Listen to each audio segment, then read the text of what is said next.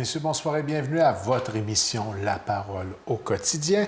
Alors, cette semaine, nous avons toujours le plaisir d'avoir avec nous en studio M. Serge Tidjani, curé du secteur Saint-François de Laval. Et le sujet de cette semaine, le sacrement de l'ordre. Tout d'abord, bonsoir M. Serge. Bonsoir Mirko, puis j'espère que les gens se sont bien amusés avec nous à notre dernière émission. Moi, j'avais eu du plaisir de parler des sacrements au service de la communion. Tout à fait. Ça donnait l'impression qu'on avait un peu trop fêté durant le temps des fêtes. Hein? Là, on est réveillé. J'espère on est réveillé. La fête est finie. À l'ordre établi. À l'ordre. Donc, justement, le sacrement de l'ordre, je trouve que c'est un sujet très intéressant. Merci d'avoir pris la décision de faire une émission sur ce sujet-là en particulier. Alors, qu'est-ce que ça veut dire, le sacrement de l'ordre? Sacrement qui, corrigez-moi si je me trompe, est réservé tout particulièrement à une personne qui veut entamer la vocation d'être prêtre. Bien, vous avez déjà, j'allais dire, vous avez tout déjà, vous avez votre réponse. Quand on pense que prêtre, c'est pas juste moi, mais qu'il y a des degrés, divers degrés. Alors, le sacrement de l'ordre, c'est justement ça. Vous avez déjà ça. C'est un sacrement qui est donné à certaines personnes au sein de l'Église pour pouvoir continuer à exercer comme la mission de Jésus pour le monde jusqu'à la fin des temps. Alors, le sacrement de l'ordre, c'est le sacrement qui fait de nous des diacres, des prêtres, des évêques.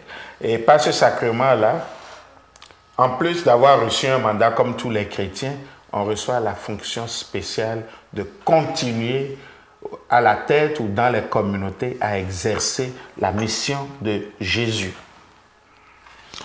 Souvent, on entend parler de degrés en ce qui concerne ce sacrement-là particulier. Qu'est-ce que ça veut dire? Alors, les degrés, c'est parce que tout à l'heure, quand je disais sacrement de l'ordre, les degrés, c'est le degré, il y en a de trois sortes quand on dit l'ordre. C'est-à-dire, au premier degré, selon ce qu'on compte, les évêques. Au deuxième degré, les prêtres. Et au troisième degré, les diacres. Je pensais que c'était l'inverse. Et justement, j'y venais. Et dans l'ordre chronologique habituel des choses, c'est l'inverse. D'accord.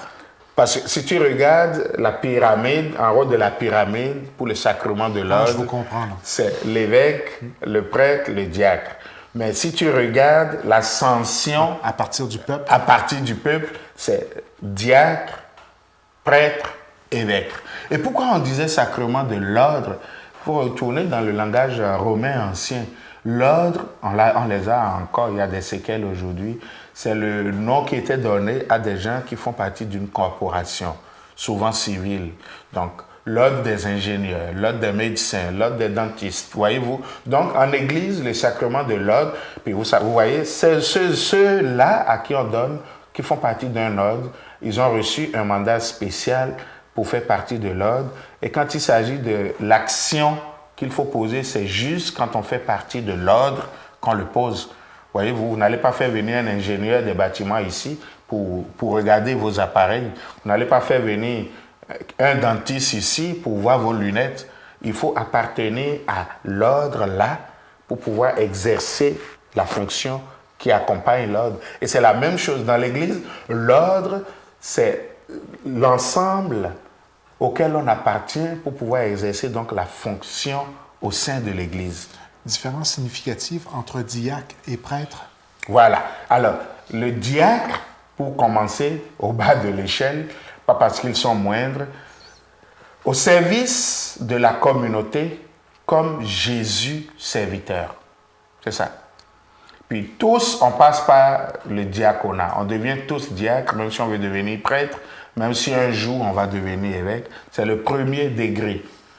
Alors, diacre, c'est en ce sens-là, c'est quelqu'un qui s'engage en Église pour vivre le service de l'Église, pour être présence de Dieu dans son Église, mais présence de Dieu dans la personne de Jésus, serviteur.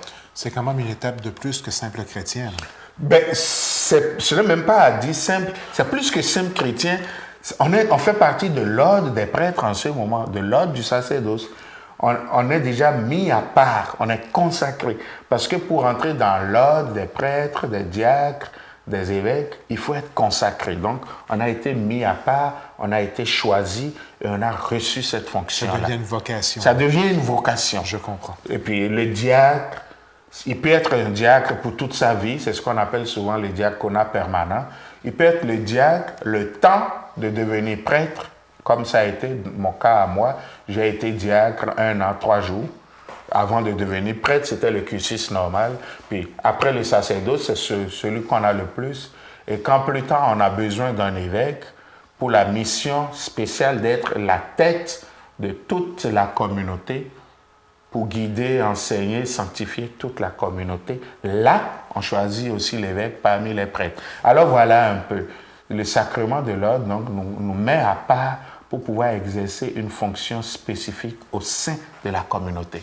Souvent, on entend dans le vocabulaire sacerdoce ministériel. Ça consiste en quoi? Voilà. Sacerdoce, vous voyez le mot, si tu le coupes en deux, tu as sacer qui signifie sacré en latin et docere, donner, enseigner. Alors, le sacerdoce, à la base, c'est quelqu'un qui enseigne le sacré, qui donne le sacré. Et à ce titre, ayant été tous baptisés, nous avons déjà un sacerdoce, qui est ce qu'on va appeler le sacerdoce commun des fidèles. Un petit geste pour divaguer un peu. Au baptême, quand on a fini de baptiser l'enfant, on lui met l'huile sur le front. Et quand on met l'huile sur le front au baptême, on lui dit, désormais tu es consacré comme Jésus, prêtre, prophète et roi. Donc on en fait un prêtre, j'allais dire universel, en ce sens que désormais, tu peux sanctifier le monde. Tu peux enseigner le sacré au monde à ton niveau. Mais comme monsieur tout le monde qui est baptisé. Mais quand tu deviens diacre, prêtre ou évêque, là tu reçois ça comme ta fonction. Ce n'est plus une fonction générale, c'est une fonction particulière pour toi. Et là, ça devient ton ministère. J'allais dire comme un bon Québécois, ça devient ta job. Alors, le sacerdoce ministériel, c'est cela. Pour le différencier ou pour le compléter avec le sacerdoce commun ou le sacerdoce tout court. Donc le sacerdoce nous rend tous saints, nous donne tous l'habileté d'enseigner, de donner le sacré au monde, de sanctifier le monde, mais le sacerdoce ministériel nous consacre de façon personnelle et spéciale à ne vivre que cette mission-là dans le monde.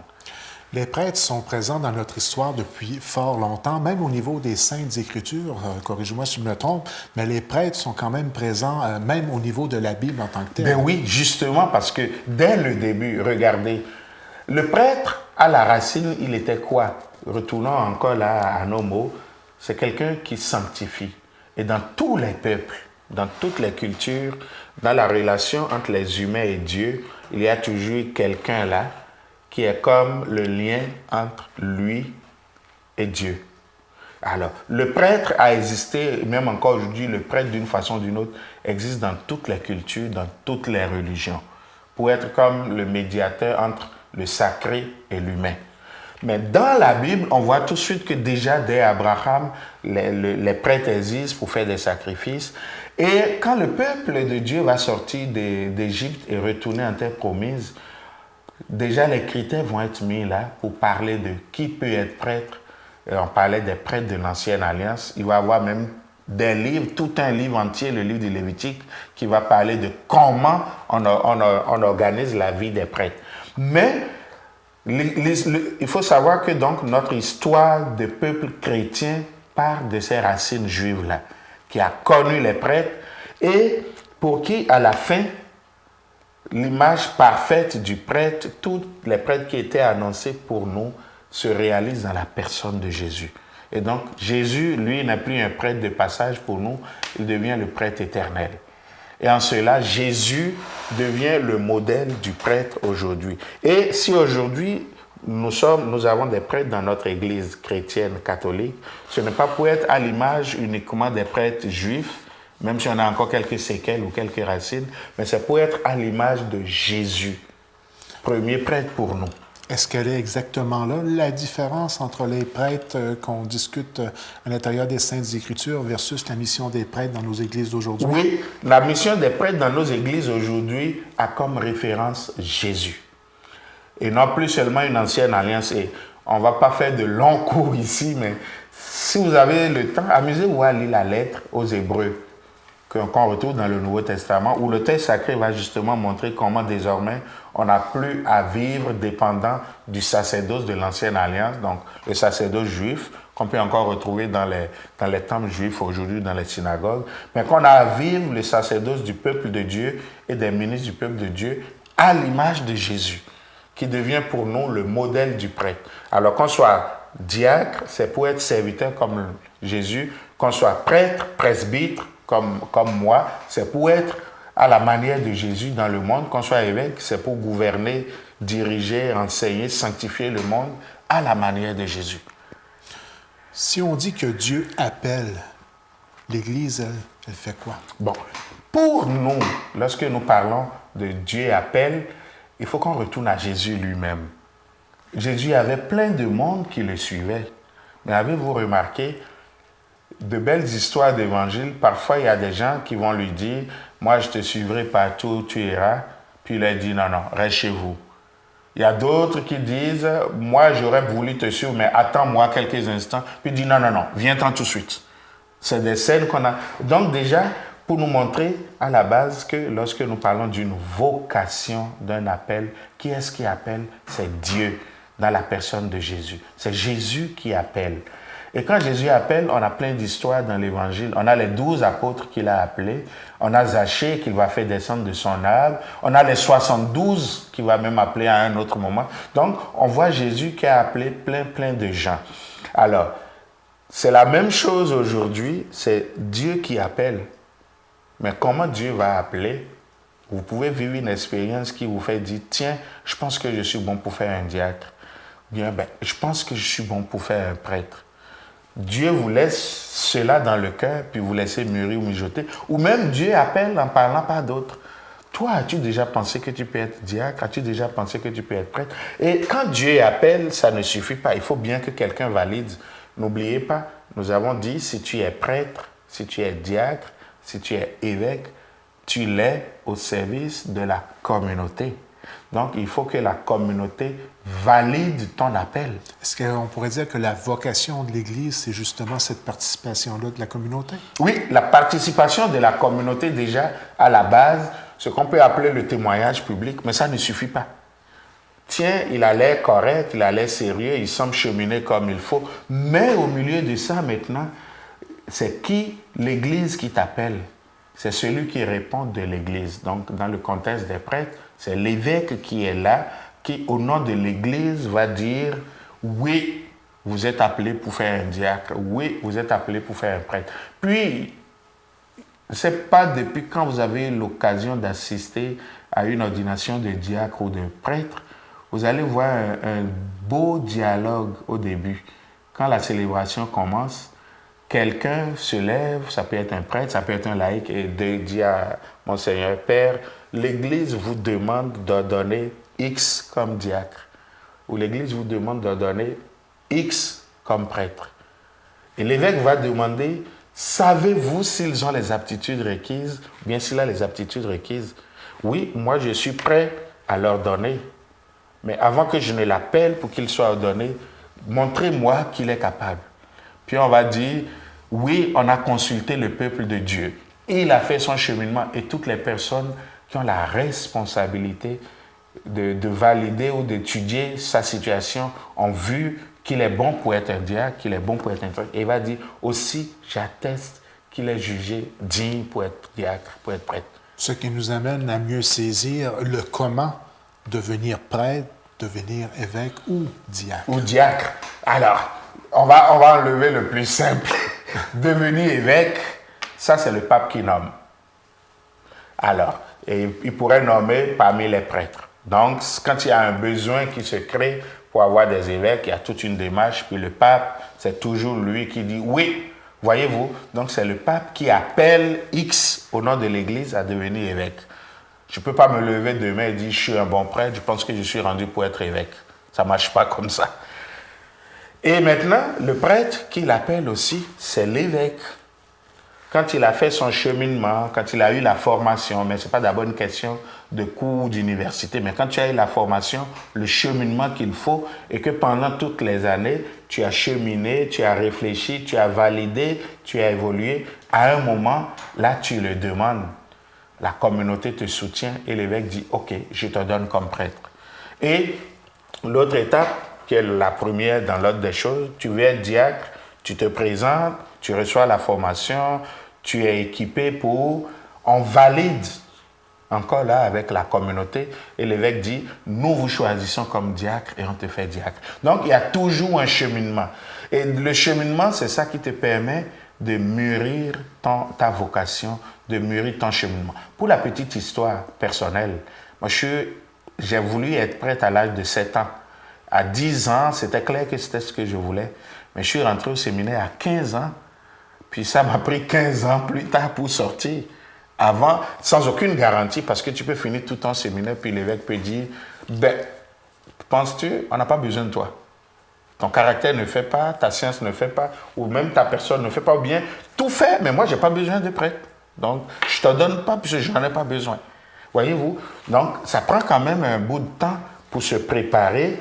Ce n'est pas qu'on arrive du jour au lendemain, on dit, ça y est, je vais être prêtre. Même, regardez dans notre diocèse ici, les personnes qui cheminent pour devenir diacre, ça leur prend 5 ans, avec un rythme de formation, bien sûr. Alors, vous voyez, on fait une formation qui peut être extérieure, mais surtout, on fait un cheminement intérieur. Est-ce que les besoins sont encore grands en ce qui concerne les diacres, les prêtres et les évêques? Je pense qu'on connaît un peu tous la réponse à la Posez maison. la question. C'est un peu répondre. C'est un peu répondre. Voyez-vous, j'aime bien la boutade. Avant, on avait 4 prêtres pour une paroisse.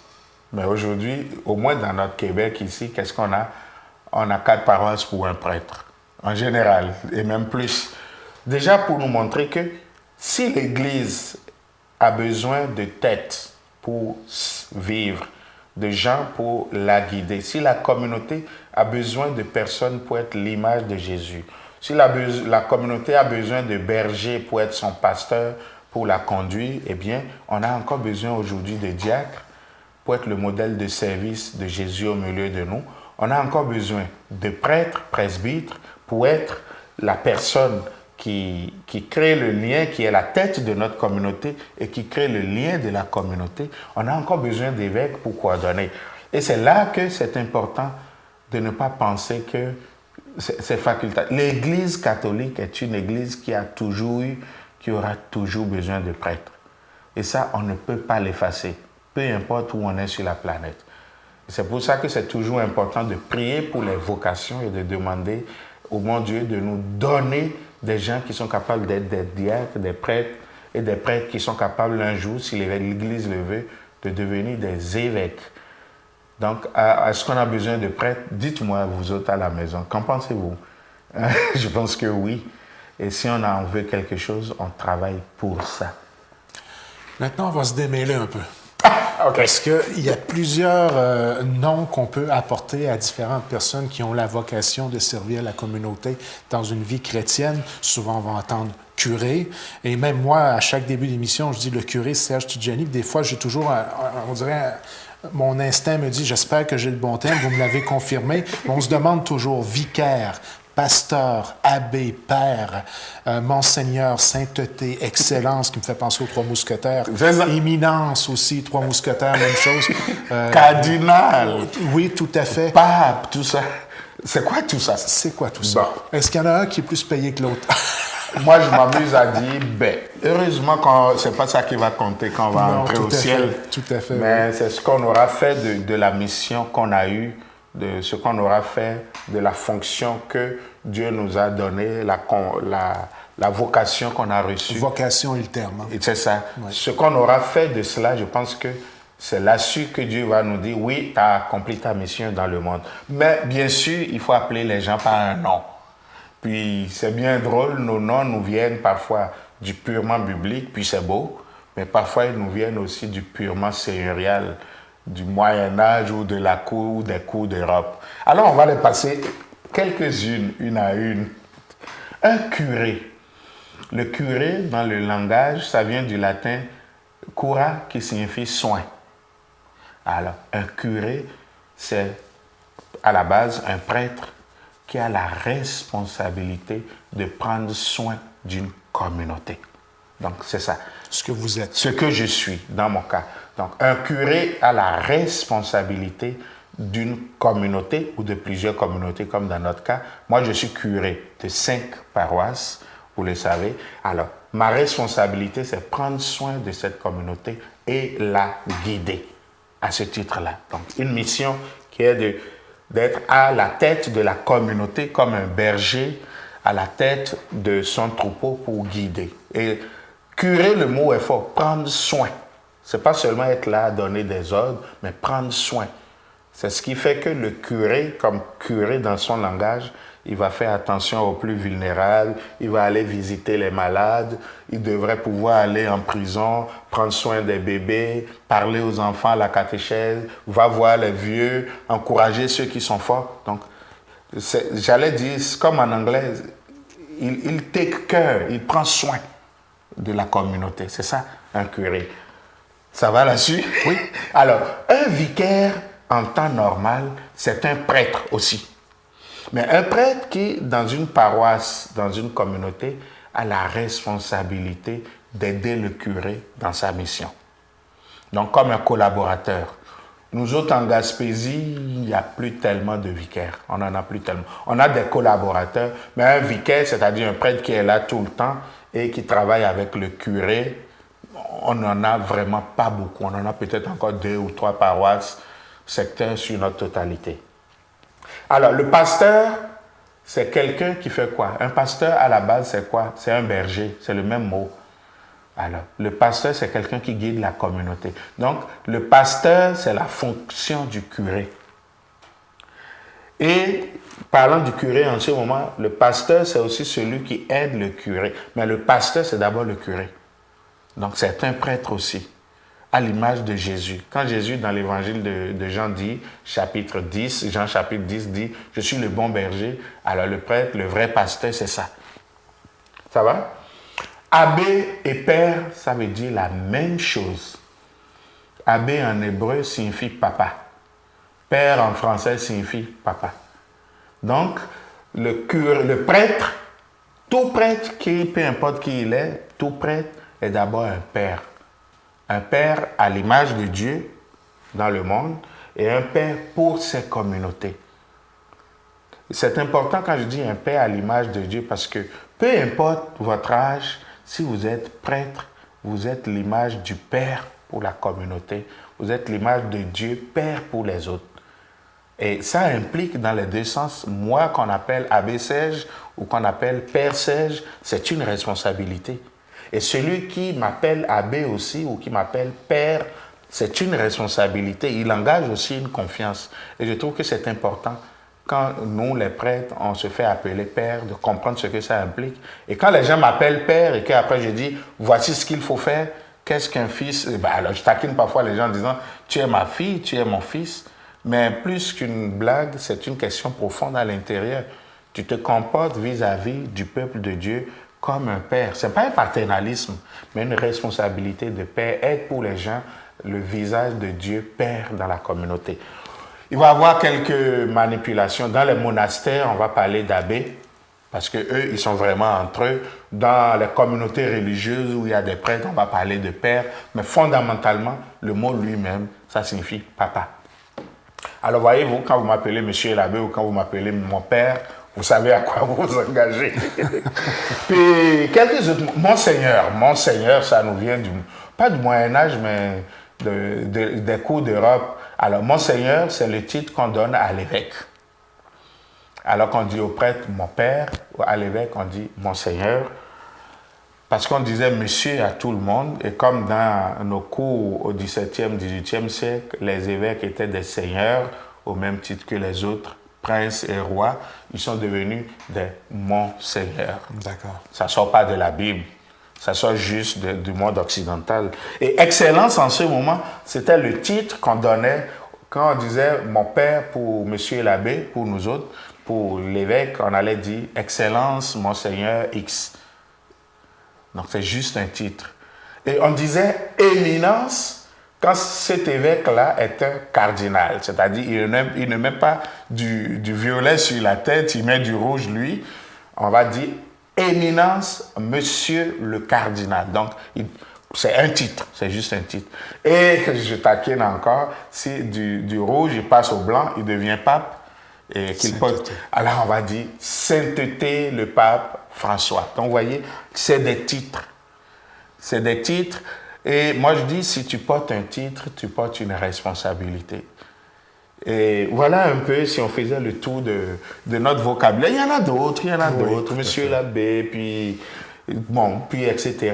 Mais au-delà des titres, ce qu'il faut pour nous comprendre, c'est la mission et la fonction qui accompagne la personne qui est désignée par l'Église pour être au service de la communauté que nous formons dans nos portions ou dans nos totalités, et celui-là qui est désigné pour gouverner le peuple que nous sommes, pour sanctifier le peuple que nous sommes, pour enseigner le peuple que nous sommes.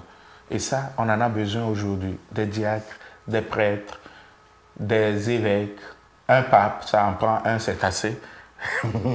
Pour un diocèse, un évêque, ordinairement. Donc voilà, on en a besoin.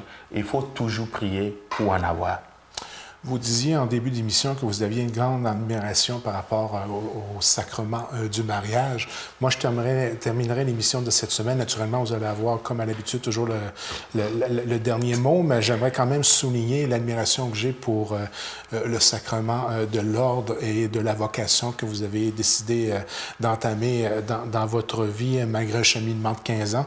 Donc, ce que je voudrais souligner, c'est qu'aujourd'hui, la tâche de travail, elle est vraiment incroyablement grande. On le soulignait tout à l'heure, 5 municipalités. Moi, j'ai connu l'époque, un prêtre ou un curé, pour demeurer un peu dans la même par municipalité. Donc, j'ai une grande admiration pour les prêtres d'aujourd'hui. Je tenais à le souligner avant de terminer l'émission. Félicitations pour le défi que vous acceptez de relever avec tout la responsabilité paternelle que ça peut, étant papa aussi. Sachant l'importance que ça peut avoir et le souci de l'autre que ça implique. Merci, Miko. Si vous risquez de me faire rougir. Mais moi, c'est une passion que d'être prêtre. Puis je suis heureux de l'être. J'ai toujours dit, aucune vie ne peut être facile. Vous qui êtes marié, vous le savez. Vous qui êtes célibataire, sans être prêtre, vous le savez. Vous qui vivez en communauté, aucune vie n'est jamais 100% super, voici ce que je veux.